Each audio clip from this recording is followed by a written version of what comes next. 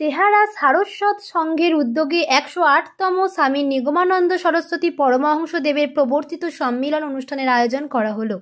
এই ধার্মিক অনুষ্ঠানকে কেন্দ্র করে উপস্থিত ছিলেন সারস্বত নিগমানন্দ সরস্বতী পরমহংসদেবের প্রবর্তিত আশ্রমের অধ্যক্ষ নারায়ণানন্দ পরমহংসদেব।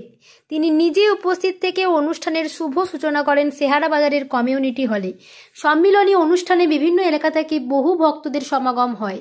আগামী দিনে ভক্তদের যাতে কোনো অসুবিধার মধ্যে পড়তে না হয় তার জন্য কিভাবে সাধারণ মানুষদের সহযোগিতা পাওয়া যায় এবং সংঘবদ্ধ হয়ে এগিয়ে চলা সম্ভব হয় সেই আলোচনাই করা হয় সম্মিলনী অনুষ্ঠানে। এছাড়াও সনাতন ধর্মের প্রচার যাতে বাড়ানো সম্ভব হয় তারই উদ্যোগ নেওয়া হয়েছে এই সম্মিলন অনুষ্ঠানের মধ্য দিয়ে। নারায়ণানন্দ পরমহংসদেব জানান, আগামী দিনে ভারতবর্ষ সহ পশ্চিমবঙ্গের বিভিন্ন প্রান্তে গুরুদেবের প্রচার চালানো হবে এবং হিন্দু সনাতন ধর্মের প্রচার চালানো হবে।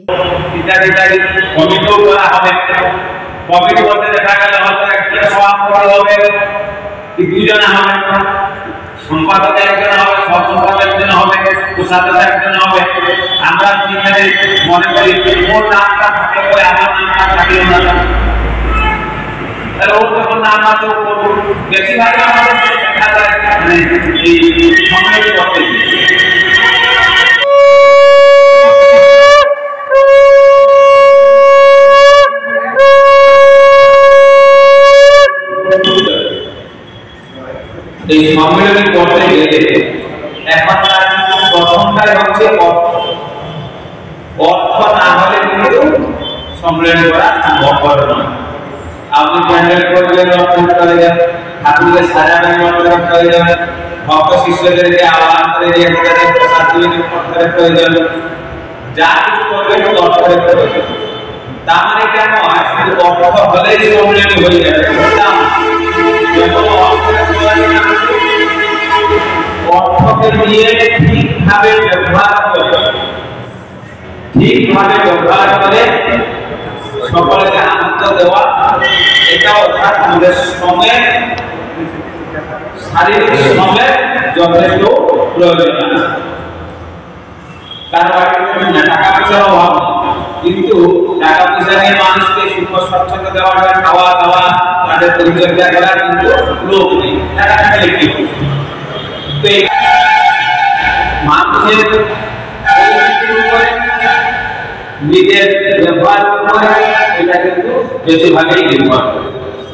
আপনারা আপনাদের লাইসেন্স করতে গেলে লাইসেন্স করতে পারবেন, তা বলে নয় আমরা সবসময় আমাদের যারা কোথায় আছে তাদেরকেই এই কালেকশনটা করতে হবে। যেদিন আমরা বললাম সেদিন 100 ঘর হবে, 100টা পরিবার হবে, সেদিন আমাদের সম্মেলন টাকা হবে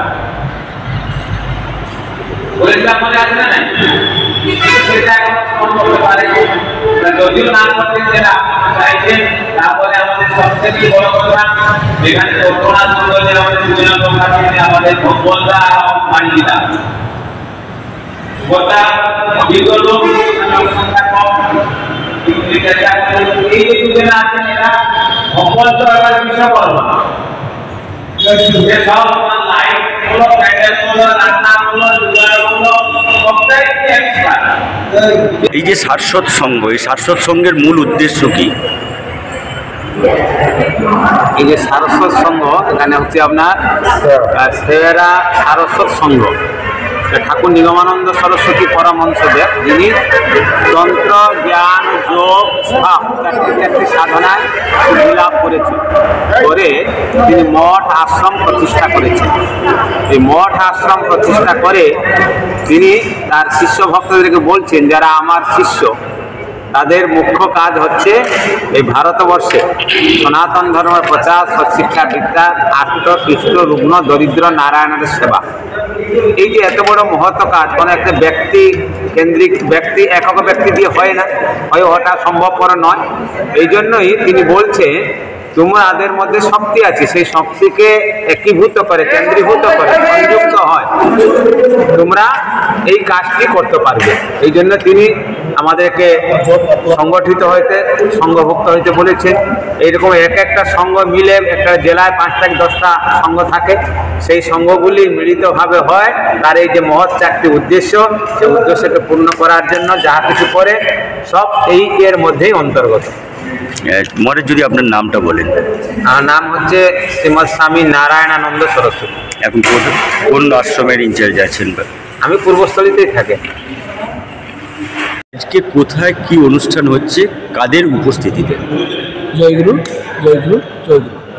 আসামবঙ্গ শাশ্বতর মহত্বের প্রতিষ্ঠাতা শ্রীমৎ স্বামী নিগমানন্দ পরমহংসদেবের প্রবর্তিত আমাদের মধ্যবঙ্গ শাশ্বত আশ্রমের অধ্যক্ষ মহারাজ শ্রীমৎ স্বামী নারায়ণানন্দ সরস্বতী মহারাজের উপস্থিতিতে আজকে যে বর্ধমান এবং সাতরা জেলার বিভাগীয় সম্মিলনী চেয়ারবাজারে আয়োজন করার জন্য প্রথম প্রস্তুতি মিটিংয়ের আয়োজন করেছেন মহারাজ নিজে।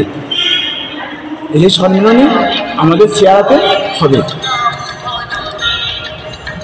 কি কি অনুষ্ঠান হলো? শ্রীমৎ স্বামী মহারাজজি নারায়ণানন্দ মহারাজজি তিনি আমাদেরকে উদ্বুদ্ধ করলেন যে একটা সম্মিলনী করতে গেলে সেই সম্মিলনী কীভাবে করতে হয় এবং তার জন্য যে প্রস্তুতি, অর্থ থেকে আরম্ভ করে তার মানসিকতা, এবং সবচেয়ে বড় কথা যে এই সম্মিলনীতে তিন দিন যাবৎ হবে। এই 3 দিনের মধ্যে সবচেয়ে যে সমস্ত বহিরাগত ভক্তরা বা ঠাকুরের শিষ্যরা আসবেন তাদেরকে নারায়ণের ভগবানের প্রিয় শিষ্য, ঠাকুরের প্রিয় শিষ্য হিসাবে তাদের যত রকম সুবিধা অসুবিধা সেই অসুবিধাগুলো যাতে না ঘটে এবং সুষ্ঠু সুন্দরভাবে হয়। আর সনাতন ধর্মের প্রচার এবং প্রসারের জন্য তিনি এই ব্যবস্থাপনা করেছেন। আপনার নাম এবং পরিচয়? আমার নাম লক্ষ্মী রানা।